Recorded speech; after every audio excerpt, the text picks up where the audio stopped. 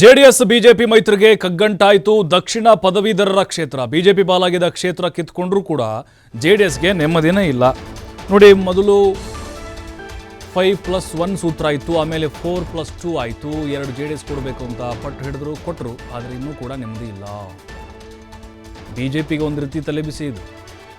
ಶ್ರೀಕಂಠೇಗೌಡರಿಗೆ ticket ತಪ್ಪಿಸಿ ವಿವೇಕಾನಂದಗೆ ticket ಕೊಟ್ಟರು JDS. ಶ್ರೀಕಂಠೇಗೌಡರು ಆಕಾಂಕ್ಷಿಯಾಗಿದ್ದರು, ನಂಬಿಕೆ ಇಟ್ಕೊಂಡಿದ್ರು, ಅವ್ರು ಸಿಗಲಿಲ್ಲ.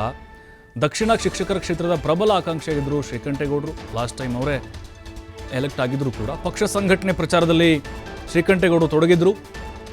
ಮೈತ್ರಿ ಹಿನ್ನೆಲೆ ಕ್ಷೇತ್ರ ಜೆಡಿಎಸ್ ಪಾಲಾದರೂ ಕೂಡ ಶ್ರೀಕಂಠೇಗೌಡರಿಗೆ ಟಿಕೆಟ್ ಇಲ್ಲ. ಕುತೂಹಲಕ್ಕೆ ಕಾರಣವಾಗಿದೆ KT ಶ್ರೀಕಂಠೇಗೌಡರ ಮುಂದಿನ ನಡೆ. ಏನು ಮಾಡ್ತಾರೆ? ಬಂಡಾಯನ? ಟಿಕೆಟ್ ಕೈ ತಪ್ಪಿದ ಬೆನ್ನಲ್ಲೇ ಈಗ ಅಲ್ಲಿ ಸಭೆಗಳ ಮೇಲೆ ಸಭೆಯನ್ನು ಕರೆದಿದ್ದಾರೆ ಶ್ರೀಕಂಠೇಗೌಡರು. ಈಗಾಗಲೇ ಸಂಘಟನೆ ತೊಡಗಿದ್ರು, ಪ್ರಚಾರವನ್ನು ಕೂಡ ಕೈಗೊಂಡಿದ್ದರು. ಕುತೂಹಲಕ್ಕೆ ಕಾರಣವಾಗಿದೆ ಅವರ ಮುಂದಿನ ನಿರ್ಧಾರ ಏನಾಗುತ್ತೆ ಅಂತ. ಶಿಕ್ಷಕರ ಸಭೆ ಕೂಡ ಕರೆದಿದ್ದಾರೆ ಶ್ರೀಕಂಠೇಗೌಡ.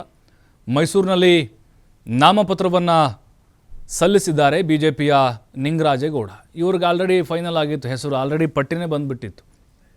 ಎಲ್ಲ ನಿರ್ಧಾರ ಆದಮೇಲೆ ಈಗ ಇಲ್ಲ ನಮಗೆ ಕೊಡಿ ಅಂತ JDSನವ್ರು ಪಟ್ಟು ಹಿಡಿದ್ರು. ಈಗ ಹಾಗಾಗಿ ಅವ್ರಿಗೆ ಟಿಕೆಟ್, ವಿವೇಕಾನಂದಗೆ ಟಿಕೆಟ್ ಫೈನಲ್ ಆಯಿತು ಅವ್ರ ಕಡೆಯಿಂದ. ಬಟ್ ಈಗ ಇವ್ರೇನಂತರ ಇಲ್ಲ, ಟಿಕೆಟ್ ಆಲ್ರೆಡಿ ನಮ್ಮ ಪಕ್ಷದಲ್ಲಿ ಘೋಷಣೆ ಆದರೆ ಮುಗೀತು, ವಾಪಸ್ ತೆಗೆದುಕೊಳ್ಳುವಂಥ ಮಾತೇ ಇಲ್ಲ ಅಂತ ಇವರು ಆಲ್ರೆಡಿ ನಾಮಿನೇಷನ್ ಹಾಕಿಬಿಟ್ರು.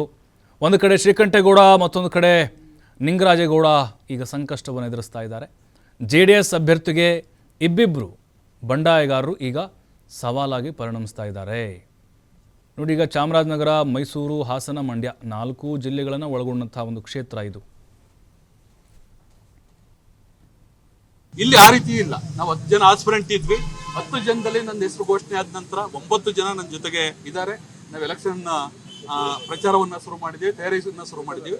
ನಾಳೆ ಒಂದು ಬೃಹತ್ ಸಭೆಯನ್ನು ಮಾಡಿ ನಮ್ಮ ರಾಜ್ಯದ ಅಧ್ಯಕ್ಷರು ಬರಬೇಕಾಗತ್ತೆ. JDS ಪಕ್ಷದಿಂದ ಯಾರು ಬರಬೇಕು ಅಂತ ರಾಜ್ಯ ನಾಯಕರು ನಿರ್ಧಾರವನ್ನು ಮಾಡ್ತಾರೆ. ಹಾಗಾಗಿ ನಾಳೆ ಮತ್ತೊಮ್ಮೆ ಬಂದು ನಾವು ಇನ್ನೊಂದು ಸೆಟ್ಟನ್ನು ನಾಮಪತ್ರವನ್ನು ಕೊಟ್ಟು ಆಗ್ಬೇಕು. ಹೌದೌದು, ಎಲ್ಲ ನಮ್ಮ ರಾಜ್ಯದ ಎಲ್ಲ ವರಿಷ್ಠರಿಗೆ, ನಮ್ಮ ಸಂಘ ಪರಿವಾರದ ಮುಖಂಡರು ತಿಳಿಸಿ ಈ ರೀತಿ ಸಮಯ ಚೆನ್ನಾಗಿದೆ ಅಂತ ಮಾಡ್ಬಿಟ್ಟು ಬನ್ನಿ ಅಂತ ಹೇಳಿ. ಹೌದೌದು, ಇಲ್ಲ B.Pharm ಕೊಡ್ತಾರೆ. ಕೊಡ್ಲಿಲ್ಲ ಅನ್ನೋ ಪ್ರಶ್ನೆನೇ ಬರೋದಿಲ್ಲ. ಕೊಡ್ಲಿಲ್ಲ ಅಂತ ನಾನು ಇವತ್ತು ಮಾಡ್ತಿರ್ಲೇ ಇಲ್ಲ. ಎಲ್ಲ ವರಿಷ್ಠರು ಗಮನಕ್ಕೆ ತಂದು ಸಮಯ ಚೆನ್ನಾಗಿದೆ. ಆಕ್ಚುಲಿ ನಿನ್ನೆ ಮಾಡ್ಬೇಕಾಯ್ತು, ಡಾಕ್ಯುಮೆಂಟೇಶನ್ ಒಂದಷ್ಟು ಪ್ರಿಪರೇಷನ್ ಆಗಿಲ್ಲ. ಇಲ್ಲ, ಅದು ಬೆಂಗಳೂರಿಗೆ ಹೋದ ನಂತರ